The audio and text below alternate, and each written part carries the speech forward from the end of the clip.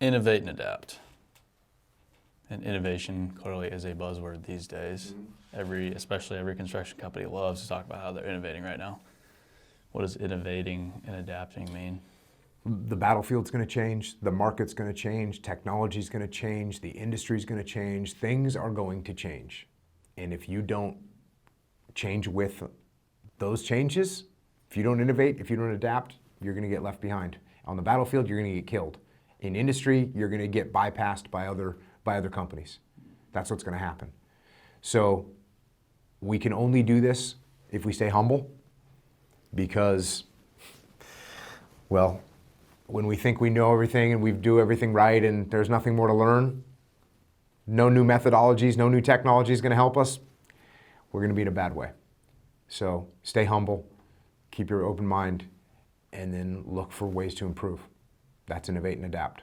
If you don't do it, you get crushed. I see this with labor right now. That's why we're doing a lot of what we're doing is we serve very old school worlds. And so you have, Silicon Valley, they're way out here. Construction industry, they're talking about how we just implemented a software so that we don't have to do paper time cards anymore. I mean, it is extraordinarily simple. And I think the biggest need for adaptation and innovation is from a people standpoint. Culture, society, humans, my generation, we want something different than the last generation did.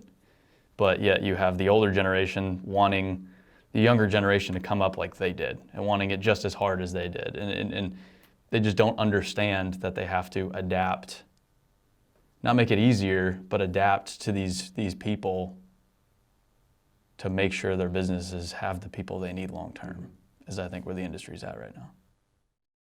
Yeah, well, that's going to sort itself out. That's going to sort itself out. There will be companies that learn how to adapt and learn how to bring people on board and learn how to take care of their people and learn how to educate them and learn how to give them a clear pathway for promotion and learn how to give them the things that they need to make this their life. There will be some companies that figure that out. There'll be some companies that don't. Yeah, I think construction is a little bit unique. I agree with you, but we work with quite a few, and there's a ton of companies that are 100, 110, 120 years old, and so it's like, okay, I hear innovate and adapt, but we've been, we're on our fourth, fifth generation. Like, we're going to continue another 100 years just like this. What do you say to those companies? Same thing? Hey, there's a chance that they can pull it off, right? If you're a massive company, but I would say the same thing.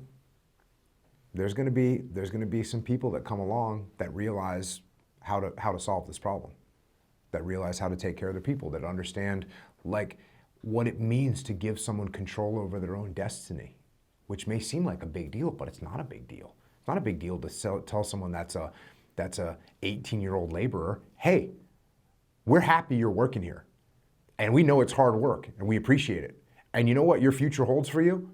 It could hold more hard work, but it also could hold opportunities. Here's what we want to do. Here's how we want to educate you. Here's some things that we want to invest back into you. And what's that person, how long is it going to take to figure this out? Sure, the big company might be able to hire a bunch of people, but it's what we're talking about, right? It's adaptation. It's adaptation.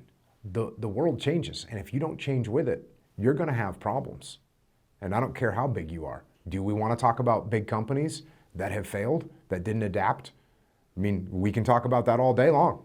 We can talk about all day long. We can talk about companies that were massive, that were huge, that had total market share domination, that either no longer exist or they are a shell of their former selves. Why is that? Because they didn't adapt. What, do we want to talk about Blockbuster, right? Do we want to talk about BlackBerry? Like, what do you want to talk about? Those companies didn't adapt to what was right in front of them. Massive companies. What happened to them? They're done because they didn't adapt. So, yeah, sure. You can say, hey, we're going to keep doing it the way we've been doing it. That's not a smart long-term play, even if you've been around for 100 years. Yeah, I think, the internet and the smartphone, I think, changed that. They weren't around for the 100 years, and now it's just so easy for an 18-year-old laborer to look around and get a lot more information. I think they were successful because they had a good job, it was steady, and so they could always get people. Now that 18-year-old laborer can do a lot of different jobs and can find a new job on his phone during the lunch break if he's not, or he or she's not happy. So I think they will die if they don't innovate, and the 100-year history will go away. It won't happen tomorrow, but we see it all the time. I mean, the companies reaching out to us, it's all about people. I've got to find people. I could do a lot more work if I could just find people. They can't find people. They can't ship them in. I mean, so they've got to, they've never had to explain the mission, the why of what they're doing. They've never had to really do career paths, any of that. But if they don't start doing it, they won't make it. Like you said, it's a bummer, but it's also a good thing because that's kind of our business. Yeah. Mm-hmm. Yeah. It's the free market. The free market will tell the truth, whether you like it or not.